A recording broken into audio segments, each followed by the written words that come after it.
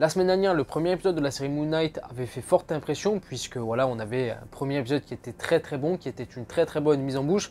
C'est d'ailleurs pour beaucoup de personnes le meilleur premier épisode pour une série Marvel Studios. C'est pas mon cas, c'est vrai que je préfère encore le premier épisode de la série Loki ou encore le premier épisode de la série Falcon and the Winter Soldier. D'ailleurs, pour parler des autres séries, pardon, la série Moon Knight se hisse à la deuxième place ex aequo avec Falcon and the Winter Soldier en termes de foyers visionnés aux États-Unis, enfin en nombre de vues globalement. La série a été visionnée par 1,8 million de foyers aux États-Unis, le même chiffre que Falcon and the Winter Soldier. Derrière WandaVision avec 1,6 million et Hawkeye avec 1,4 million. La première place est détenue par Loki, bien évidemment, avec 2,5 millions de foyers visionnés, on va dire, sur le premier épisode en 5 jours. Voilà, ça c'était la petite parenthèse chiffre. Mais en tout cas, un très bon premier épisode qui instaurait bien les choses, voilà, qui introduisait les personnages, etc. Steven Grant, son trouble dissociatif de l'identité, qui nous faisait poser des questions, etc. L'iconographie égyptienne qui était bien mise en place et qu'on avait envie de découvrir davantage avec la suite de la série. Et une scène de fin qui est incroyable, qui est pour moi déjà une scène iconique dans le genre super-héroïque. Et c'est pour toutes ces raisons-là que le deuxième épisode était très attendu. Et le deuxième épisode, pour tout vous dire, est dans la lignée, on va dire, de ce premier épisode. Je pense que, mine de rien, c'est un épisode qui va sans doute pas plaire à tout le monde. C'est un épisode qui va sans doute pas plaire à tout le monde parce que justement, le premier épisode se terminait sur une scène d'action vraiment marquante, iconique, avec justement la première apparition, la première transformation de Moon Knight. Et c'est vrai que ce deuxième épisode-là commence, on aurait pu se dire, justement, le deuxième épisode va être le début du deuxième épisode va être la suite de cette scène. Donc on va directement commencer l'épisode avec Moon Knight, une scène d'action ou autre. Et c'est pas du tout le cas, on reprend l'épisode avec justement Steven Grant, le point de vue de Steven Grant. Et on traite encore une fois justement tout ce qui s'est passé un petit peu notamment sur la fin de l'épisode, du point de vue de Steven Grant. Voilà, donc on sait pas trop ce qui s'est passé, etc. Et justement, c'est un truc que j'ai beaucoup aimé dans la série, c'est que, en fait, lui, il a vécu des trucs, etc. Et il croit que tout cela est vrai. Donc justement, au début de l'épisode, quand il va avec son pote, là, le mec qui surveille un petit peu toutes les caméras, un petit peu du musée, etc. Et qui lui dit, bon, attention, ce que tu t'apprêtes à voir, ça va être ouf, mais ne t'affole pas, etc. Et il regarde la caméra et il n'y a que dalle. En fait, voilà. Et c'est justement, en fait, le truc que certaines choses que Steven voit, c'est pas forcément réel, ça se passe dans sa tête. Et c'est quelque chose qui est très marquant, on va dire, dans les comics Moon Knight. On ne sait pas ce qui est vrai ou non. Et c'est quelque chose qui est traité justement dans cette série, notamment dans ce deuxième épisode-là. Voilà, beaucoup de personnes le prennent pour un fou. En fait, on traite la psychologie du personnage, le fait qu'il soit un petit peu taré, qu'il ait un trouble dissociatif de l'identité, du point de vue des autres. Et ça met en avant justement encore plus l'aspect un petit peu foufou du personnage. Donc ça, c'est un truc que j'ai beaucoup aimé. Mais voilà, c'est vrai que le deuxième épisode commence tranquillement, encore une fois un petit peu à la manière du premier épisode. On commence tranquillement, il y a beaucoup de blabla, beaucoup d'exposition justement dans ce deuxième épisode-là. Mais moi, ça ne me dérange pas parce qu'encore une fois, on est sur le deuxième épisode, on est encore qu'au début. Et justement, un truc que j'ai beaucoup aimé avec ce deuxième épisode-là, c'est que dans l'ensemble, avec ce premier et surtout ce deuxième épisode-là, on a vraiment introduit pas mal de choses, pas mal de personnages, etc. On a fait beaucoup d'expositions.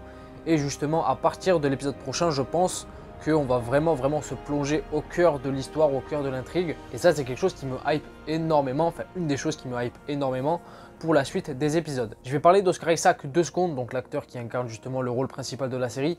Incroyable, irréprochable encore une fois, il est parfait, il était déjà parfait dans le premier épisode pour moi. Et il réitère l'exploit avec ce deuxième épisode-là. Franchement, Oscar Isaac, on va être servi. En termes de performance, etc., on n'a aucun problème, aucune question à se poser. Il va être parfait dans le rôle, il est parfait dans le rôle. Que ce soit pour Steven Grant, le côté voilà un petit peu gauche, beaucoup plus fragile, etc. de sa personnalité, ou le côté Mark Spector, voilà, le mercenaire, le criminel aussi, qui est beaucoup plus sûr de lui, beaucoup plus confiant, voilà, avec un regard froid et confiant. Il arrive parfaitement à jouer les deux rôles, donc j'aime beaucoup Oscar Isaac, vraiment incroyable. Pour parler des autres, le méchant, Arthur Harrow, je crois que j'en ai pas beaucoup parlé justement dans ma première critique de l'épisode 1 de la semaine dernière. D'ailleurs, n'hésitez pas à aller la voir si vous ne l'avez pas vu. Mais franchement, j'en ai pas parlé la semaine dernière, mais il est froid, il est charismatique, il en impose. Franchement, il en impose. Déjà, la semaine dernière, on a commencé l'épisode 1 avec une scène d'introduction directement sur lui, où justement, il se met des bouts de verre justement dans ses chaussures pour ne plus être sensible à la douleur. Rien que ça, c'est déjà un move de psychopathe, un petit peu, de mec qui a une profonde croyance en la religion, en la divinité, etc. Et c'est un petit peu ce que représente le personnage d'Arthur Harrow, tout en dégageant une certaine nonchalance. Je sais pas comment expliquer, mais l'acteur Ethan Hawke, qui est très très bon dans le rôle, il dégage une certaine un truc naturel, mais froid et malsain. Je sais pas si vous voyez ce que je veux dire, mais en tout cas, j'aime beaucoup le méchant et j'ai beaucoup aimé, je l'ai beaucoup aimé justement dans ce deuxième épisode-là. On aurait pu penser que justement, pour un personnage comme Moon Knight, on allait instaurer un méchant beaucoup plus physique, comme Bushman ou ce Spectre Knight. Et pour le coup, ben non, Marvel Studios ont choisi l'option justement Arthur Harrow, qui est un méchant des comics, mais qu'on a vu une ou deux fois, je crois, et qui n'est pas vraiment très connu. Et j'avoue que c'est couillu, c'était très couillu. J'ai hâte de voir ce que justement la série va en faire par la suite, voir comment ce personnage-là va finir. Mais en tout cas, en termes de méchant pour une série, je crois ça, je l'avais déjà dit justement la semaine dernière, mais en termes de méchant, on est bien parti pour être, le personnage est bien parti pour être le meilleur méchant pour une série Marvel Studios à ce jour. Chose qui n'est pas vraiment difficile à faire, même s'il y a Agatha Harkness quand même que moi j'ai beaucoup aimé, et les Flag Smashers dans Falcon and the Winter Soldier, même si bon, ça aurait pu être mieux fait, mais en tout cas dans le fond, j'ai beaucoup aimé. Mais bon, on n'est pas là pour parler de ça. On a aussi l'introduction d'un nouveau personnage dans la série, qui était introduit un petit peu dans le premier épisode, mais là on l'introduit vraiment. C'est le personnage de Layla, incarné par May Kalamaui, qui est magnifique, sublime, mais on n'est pas là pour parler de ça. Mais un personnage qui va être important pour deux raisons. Déjà parce que c'est la femme de Mark Spector, et apparemment ils sont en plein divorce, donc c'est compliqué. Et il va être important, le personnage va être important déjà parce que ça a l'air d'être une craque, mine de rien, elle sait se battre, elle a l'air d'avoir des connaissances en égyptologie, etc. Donc elle va être importante pour l'intrigue, on va dire, principale de la série. Et elle va être importante aussi par rapport à la dualité globale de la série vis-à-vis de Khonshu, notamment. D'ailleurs, Khonshu, on en apprend davantage sur lui dans cet épisode-là. On le voit beaucoup plus, etc. On voit que bon, c'est quand même un dieu qui est assez, qui est pas comme les autres, qui est rejeté, je crois, par les autres dieux. C'est ce que dit justement Arthur Harrow, qui est lié directement, on va dire, avec cette notion de divinité égyptienne, etc. vis-à-vis du dieu de la déesse Amit, qui cherche à réincarner quelque part. Donc on en apprend davantage sur Khonshu, et j'aime beaucoup le fait qu'il y a une dualité. De manière générale, je pense que la dualité, de manière générale, sur toute la série, va avoir son importance. Ça a déjà son importance, la dualité entre Mark Spector, Stephen Grant, Moon Knight et Mr. Knight, j'en parlerai juste après. La dualité aussi Khonshu et Amit, peut-être, mais aussi la dualité par rapport à Mark Spector vis-à-vis de Khonshu. En fait, dans le sens où on a Mark Spector qui est un mercenaire, qui a conclu un pacte direct avec Khonshu. D'ailleurs, on l'apprend justement dans ce deuxième épisode-là. Apparemment, Khonshu s'est réincarné, a choisi Mark Spector en tant qu'avatar pour influer, on va dire, sur le monde réel. Parce que c'est justement un truc qu'il faut retenir aussi, c'est que dans la mythologie égyptienne, les divinités n'ont pas le droit d'intervenir directement sur la Terre, sur la vie des humains. Donc ils sont obligés de se réincarner en avatar. Et là, en l'occurrence, l'avatar de Khonshu, c'est Mark Spector aka Moon Knight. Et justement, Khonshu a pris possession de Mark Spector, entre guillemets, bien évidemment, vous m'aurez compris, parce que justement, Mark Spector était supposé mort, ou même mort de manière formelle à un moment donné. Et justement, il a ressuscité quelque part Mark Spector. Et c'est pour ça que Mark Spector en doit une à Khonshu. C'est pour ça que voilà, Mark Spector assouvit quelque part la volonté de Khonshu. Et Mark Spector, il est tiraillé entre lui-même, le fait que il est quelque part le sous-fifre, peut-être pas le sous-fifre, mais vous m'aurez compris, le sous-fifre, si je vais dire ça comme ça, d'un dieu. Il est tiraillé dans le sens où il doit partager son corps par rapport à son TDI avec Stephen Grant. Et Stephen Grant qui lui en a marre que Mark Spector prenne possession de son corps, ça lui fait des sensations bizarres, ça lui nique la vie, de manière générale, c'est ce qu'il lui dit justement dans cet épisode 2, tu me niques la vie, tu m'as fait virer de mon musée, j'ai pas le droit d'avoir de meuf, etc. T'es chiant, tu casses les couilles, vous m'aurez compris quoi. Et c'est un aspect moi que j'ai beaucoup aimé justement, c'est un aspect qui a été traité justement dans le premier épisode, sur le moment où on a Mark Spector qui attend pour son rendez-vous avec la fille qu'apparemment il a invitée au début d'épisode, et elle vient pas justement parce qu'on est 2 jours après le rendez-vous.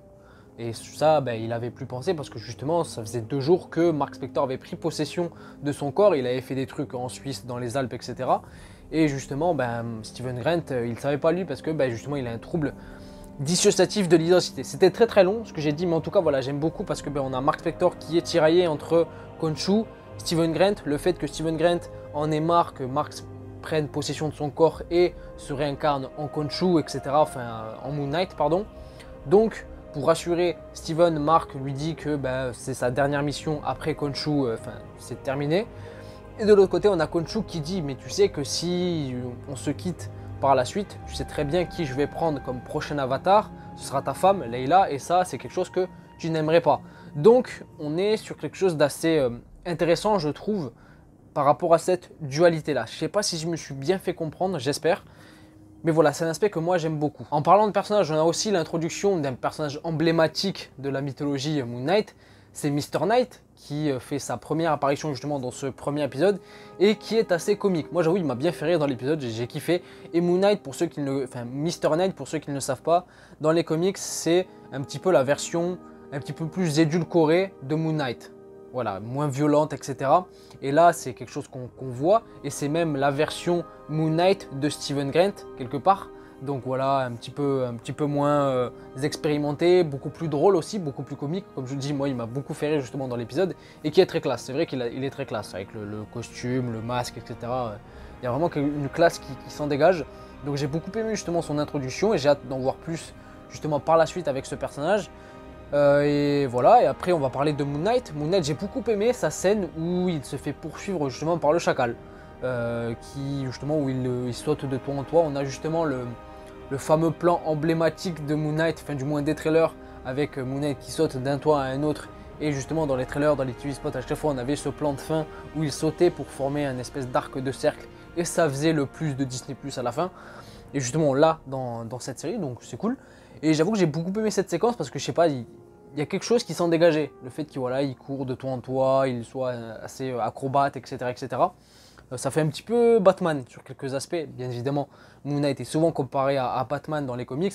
On l'appelle le Batman de Marvel, même si bon, il y a quelques similitudes, mais c'est quand même 2 personnages bien différents. Donc j'avoue que Moon Knight, moi j'ai beaucoup kiffé dans cet épisode-là. J'aurais aimé en voir un petit peu plus, c'est vrai, parce que ben, l'épisode 1, la fin de l'épisode 1 m'avait tellement fait kiffer justement avec la première apparition iconique, pour moi je le répète encore une fois, de Moon Knight, que ben, justement j'aurais aimé en voir un petit peu plus dans ce deuxième épisode là, mais on a du Moon Knight, on a du Mr. Knight, c'est déjà bien. Un truc d'ailleurs qui m'a un petit peu fait tiquer justement avec cet épisode 2, c'est les effets spéciaux. Les effets spéciaux qui sont pas fous à certains moments dans cet épisode 2, c'était déjà le cas dans l'épisode 1, notamment avec la course poursuite dans les Alpes, qui n'était pas folichonne à certains moments, notamment avec les espèces de rodins de bois, etc., etc. Et là, dans ce deuxième épisode-là, c'est moins flagrant, mais la bête, l'espèce de créature, là, le chacal qui est invoqué justement par Arthur Harrow, visuellement, c'est pas dingue. C'est pas dingue. D'ailleurs, heureusement que dans l'épisode, justement, on traite la chose du point de vue des autres, et que justement, ben, les autres ne le voient pas, qu'il soit invisible, pour éviter que ce soit trop flagrant, le fait qu'il ne soit pas vraiment très bien fait. Mais bon, c'est qu'un détail, on chipote. Enfin, est-ce qu'on chipote? Je sais pas. Dites-moi dans les commentaires si vous, les effets spéciaux dans la série, ça vous pose véritablement problème ou non. Moi, j'avoue que pas forcément. Pas forcément, j'avoue que bon, à certains moments, dans l'épisode 1, je trouve que c'était plus flagrant. La course-poursuite n'était pas folle, les fonds verts, etc., c'était pas exceptionnel.